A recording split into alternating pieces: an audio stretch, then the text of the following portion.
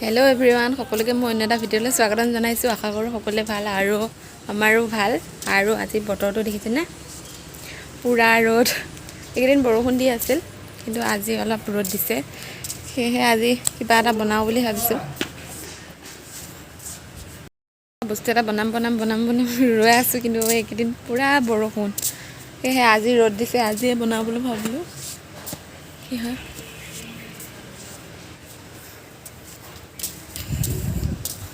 আৰু এতিয়া 9:30 বাজিছে, এতিয়াই এনেকুৱা ৰ'দ।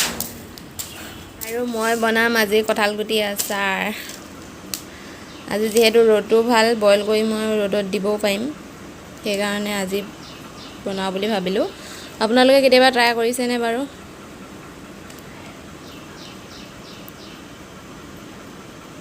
আৰু এইখিনি এতিয়া মই ভালদৰে গুচাই লওঁ।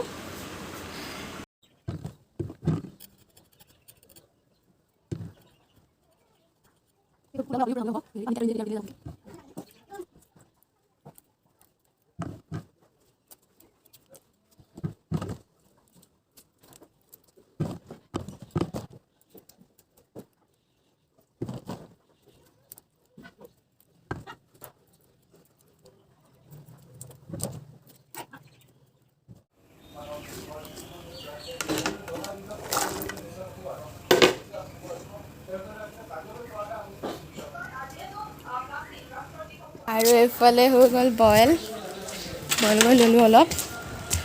এতিয়া ৰ'দত দিওঁগৈ, ইমান গৰম বাপৰে।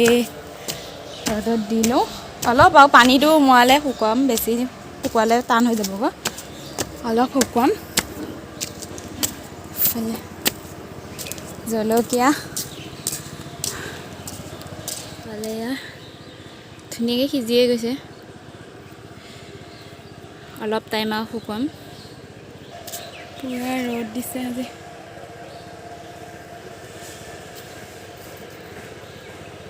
শুকুৱাই লৈ আহিলোঁ, আৰু এইখিনি টুকুৰা টুকুৰিকৈ কাটি ল'লোঁ জোখ অনুসৰি।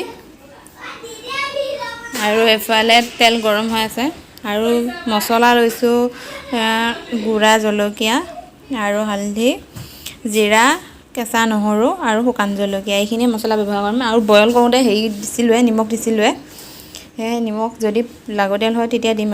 আৰু লগতে অলপ ভিনেগাৰ,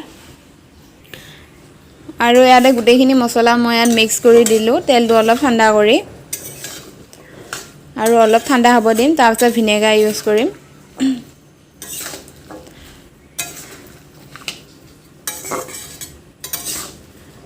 নিমখ দিয়া নাই, কাৰণ মই বইল কৰোঁতে নিমখ দিছিলোঁৱে ইয়াত। আৰু ইয়াত অলপ নিমখ লাগিব, সেইটো কাৰণে এইখিনি নিমখ দি দিলোঁ।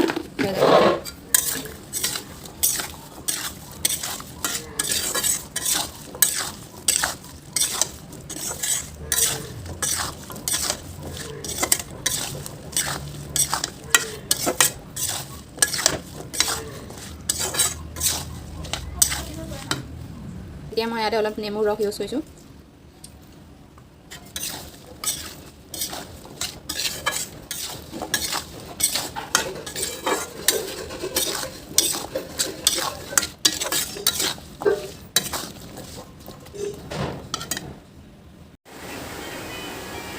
আৰু ইয়াত মই দি দিলোঁ 2 চামুচ ভিনেগাৰ।